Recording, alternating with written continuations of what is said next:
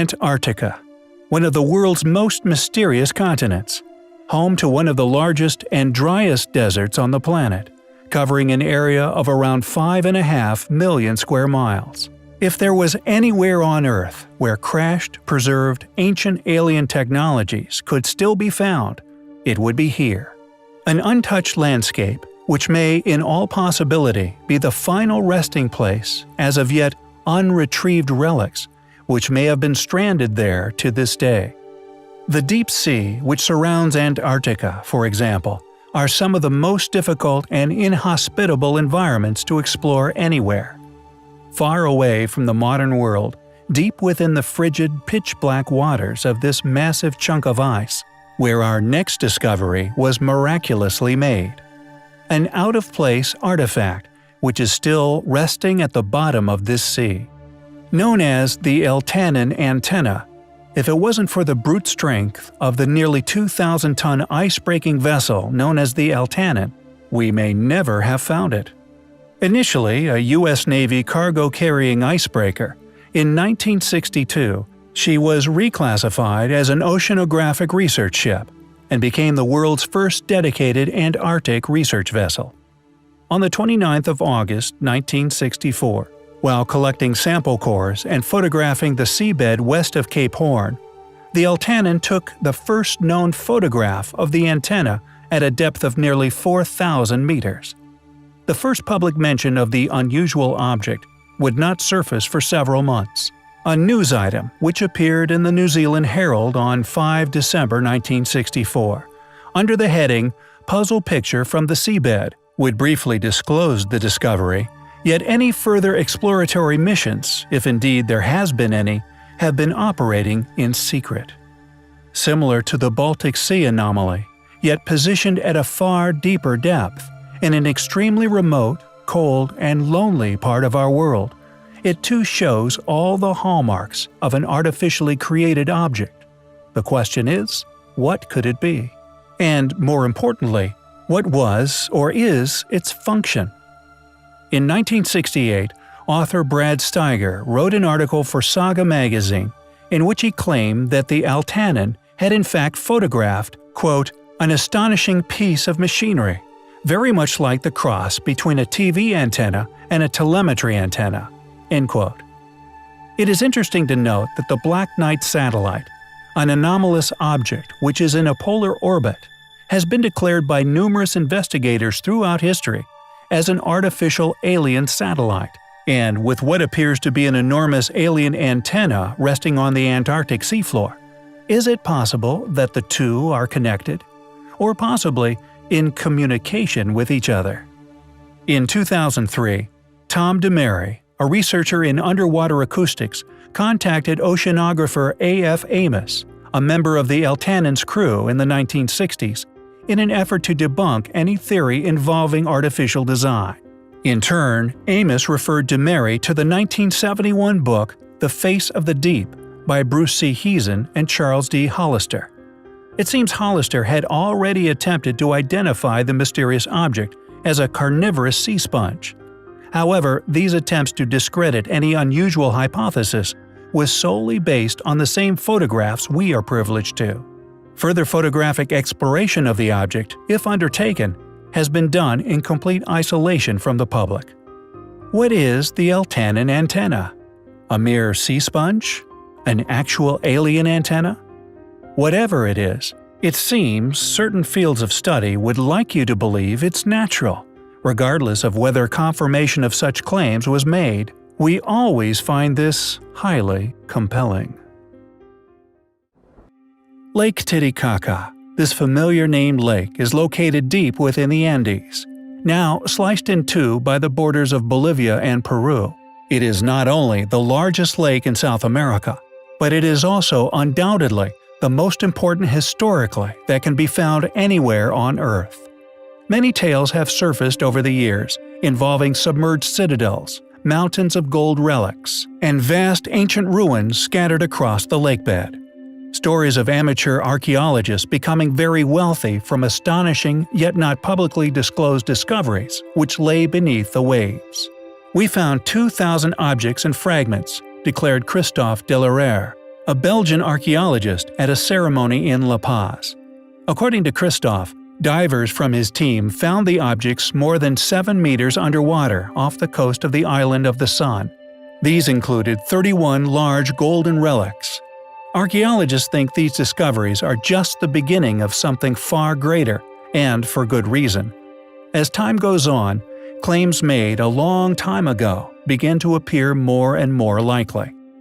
According to Colonel John Blashford Snells, a notorious explorer, his extensive explorations of the lake, the surrounding ancient culture, and his resulting research, the ancient city of Tiwanaku, very near the lake shores, copied their original building knowledge from the scientists of the mysterious and legendary lost city of Atlantis.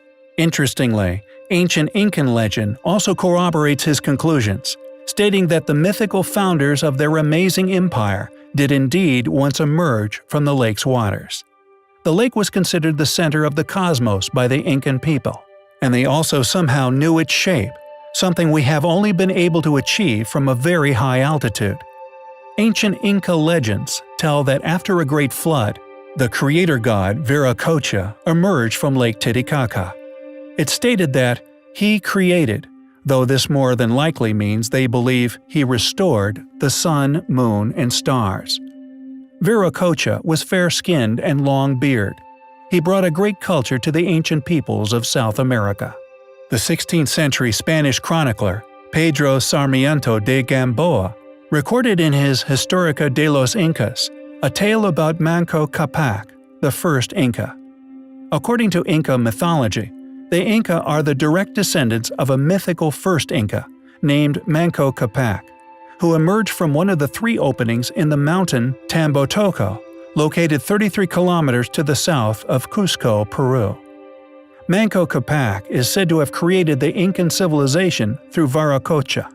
Even though his figure is mentioned in several chronicles, his actual existence remains unclear. Could this original and possibly vast ancient culture still be resting upon the bottom of Lake Titicaca? Did something catastrophic occur in our very distant past which filled this lake, once a large fertile valley, filled with what we have all become familiar as the lost city of Atlantis? On the 30th of July 1967, a group of 7 sponge divers were exploring the bottom of Rock Lake within Wisconsin. What they found, however, is more precious than sponge, or indeed golden relics. They would make a discovery so perplexing, some specialists are still struggling to explain it to this day. One of the divers, John Kennedy, stumbled across a large triangular rock formation near the middle of the lake, a structure which towered up from the deep, almost breaching the surface. He estimated that the structure, which still existed above the mud, was around 20 feet in diameter and around 40 feet from the edge of the lake. John collected several small fragments from around the structure, specimens which would later aid in corroborating their claims. Although rumors of an ancient pyramid existing in the lake had circulated since the 1930s, this was the first time in modern history that evidence had successfully been retrieved. It must be noted, Rock Lake is extremely ancient, and the area that is said to house an ancient pyramid has remained submerged for well over 10,000 years. Due to this geological fact, if it were not for John's physical evidence, the site may have been successfully overlooked by mainstream archaeology. Heated debate regarding John's and other claims from the 30s now raged on for several years, many mainstream archaeologists predictably rejecting the premise that a pyramid of over 10,000 years of age is resting, or more precisely hiding, at the bottom of Rock Lake. They claim some enormous structures lay there. Native American legend records that they were built by an ancient peoples who were driven away during a flood. Although evidence was mounting, skeptics continued to insist that those involved were mistaken. It took a flight by aerial photographer Jack Letourneau to silence such rhetoric. According to mainstream academia, the site simply shouldn't exist. Yet it does. It is another valuable relic of our past, which tell of a history drenched in antiquity. A history we are slowly unraveling. Divers from oil companies located within the North Sea have been discovering the remains of a drowned ancient city, which once spanned from the UK all the way to Denmark. An ancient city so massive its suspected population has been estimated well into the tens of thousands. A team of climatologists, archaeologists, and geophysicists have now successfully mapped the area, which has revealed just how vast and expansive this once lost land once was. Many specialists are now claiming this was once the real heartland of Europe. This enormous civilization is now believed to have dated back to some 8,000 years ago, and that the landmass was submerged over a period of several thousand years, a submersion which began some 20,000 years prior. Dr. Richard Bates of the Department of Earth Sciences at St. Andrews, who organized the Drowned Landscapes exhibit covering the finds within the UK, says the data reveals the human story behind Doggerland, a now submerged city of the North Sea that was once larger than many modern European countries. Could these discoveries reveal Doggerland as the real lost city of Atlantis? Several hypotheses have placed the sunken island of Atlantis within modern northern Europe. Most noted among such researchers is Olaus Rudbeck, who suspected that Doggerland, as well as a Viking Bergen Island, which is thought to have been flooded by a mega tsunami following the Storegga slide in 6100 BC, is the real location of Atlantis, a proposition he put forward all the way back in the 1600s. Some have proposed the Celtic Shelf as a possible location, and that there are certainly links to Ireland. Many places have been put forward for the possible location of the sunken city throughout the years, yet none have revealed ruins worthy of such claims, many of these areas being too small to have housed such an enormous city. Doggerland, however, fits the bill. Not only could it turn out to be the largest ancient civilization found on Earth, but it also rests in a possible location based on historical research for the city of Atlantis. It was submerged at one point in its history, and it is revealing astonishing ruins of a once great and presently unknown civilization. Dr. Bates, a geophysicist, said Doggerland was the real heartland of Europe until sea levels rose to give us the UK coastline of today. We've speculated for years on the lost land's existence, from bones dredged by fishermen all over the North Sea, but it's only since working with oil companies in the last few years that we've been able to recreate what this lost land looked like. When the data was first being processed, I thought it unlikely to give us any useful information. However, as more area was covered, it revealed a vast and complex landscape. We have now been able to model its flora and fauna, build up a picture of the ancient people that lived there, and begin to understand some of the dramatic events that subsequently changed the land, including the sea rising and a devastating tsunami. The research project is a collaboration between St. Andrews and the universities of Aberdeen, Birmingham, Dundee, and Wales Trinity St. David. I will keep you posted on their future discoveries. Thanks for watching, guys, and until next time, take care. The Bimini Road, sometimes called the Bimini Wall, is an underwater rock formation near North Bimini Island within the Bahamas.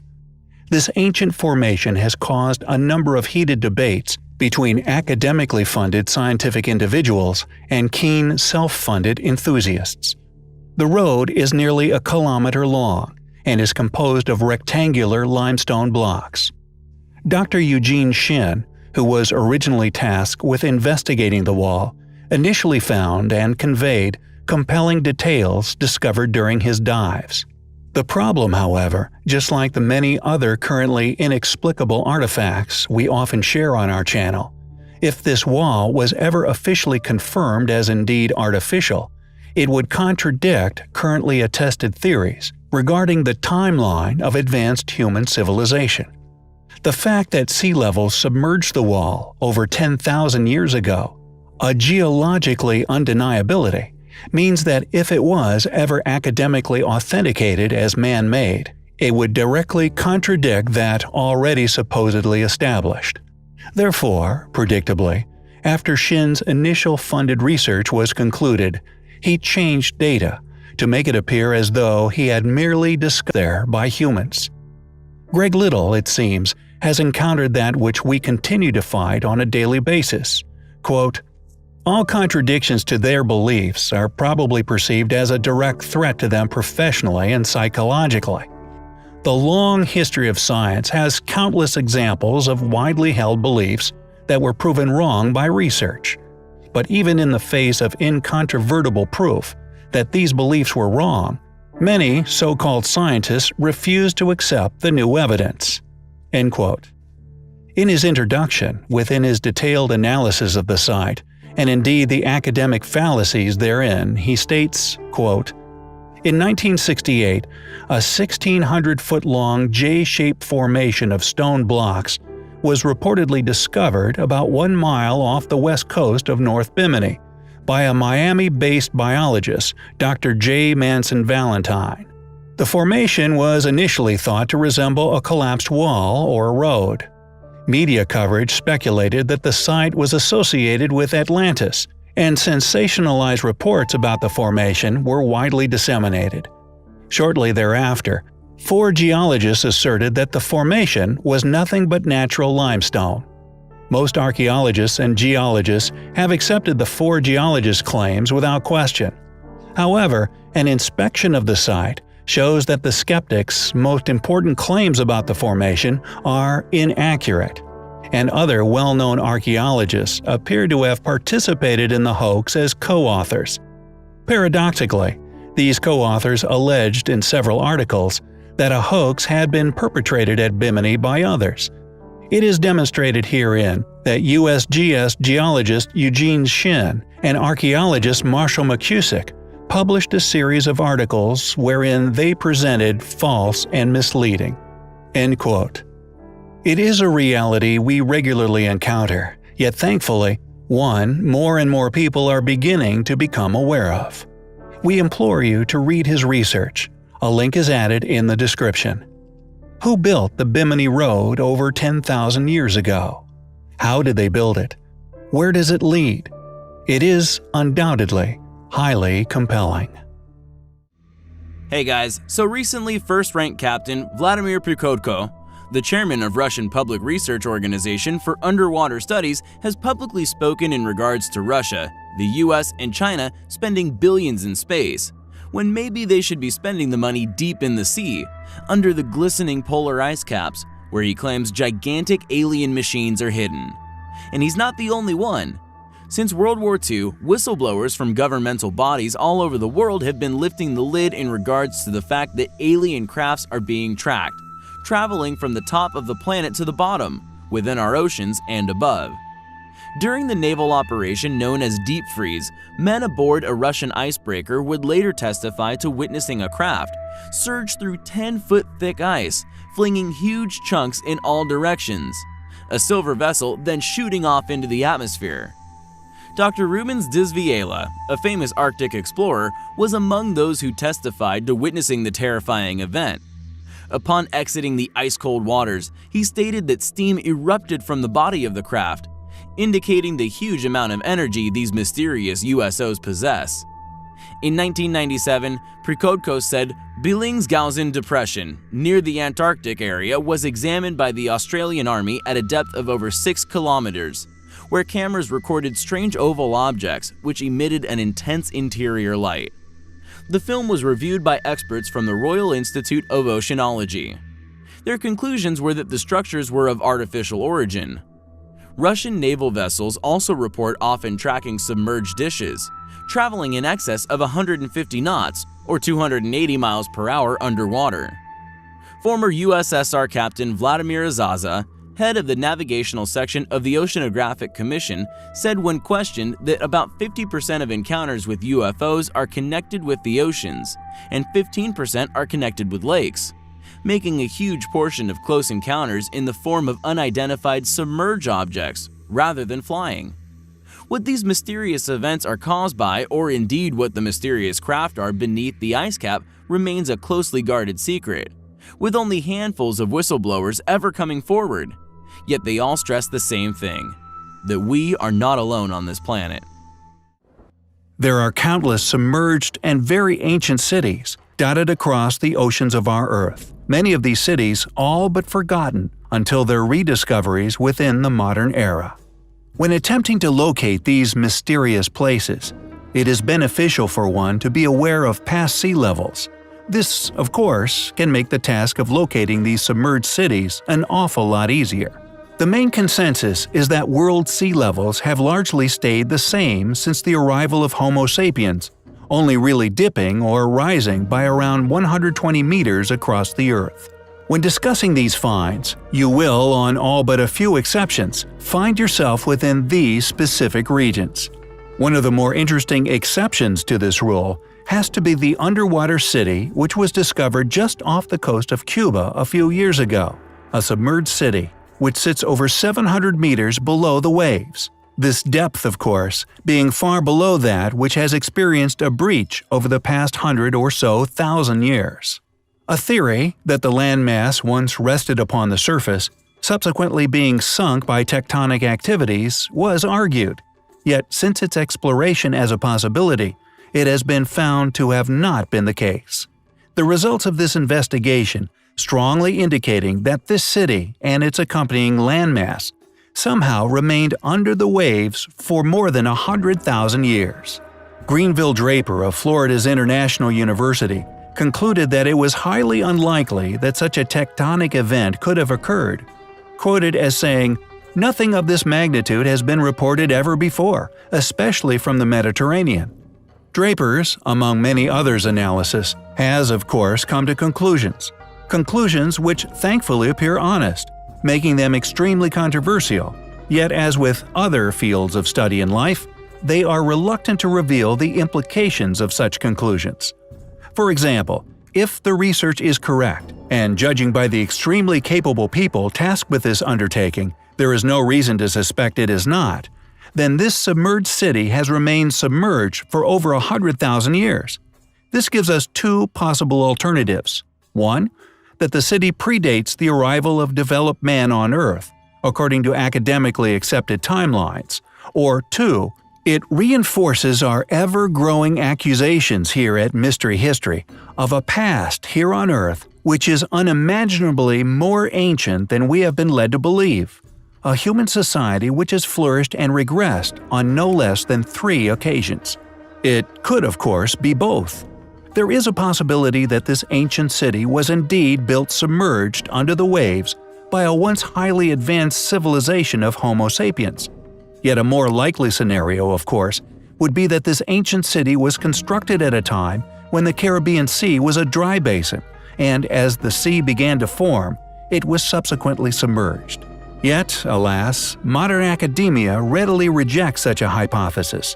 So, if we do not accept this as a likely possibility, then we must conclude that a primitive ancient culture, with primitive stone tools, and certainly no diving equipment, were somehow responsible for the construction of this submerged city, complete with enormous pyramids, on a foundation resting over 700 meters beneath the Caribbean Sea.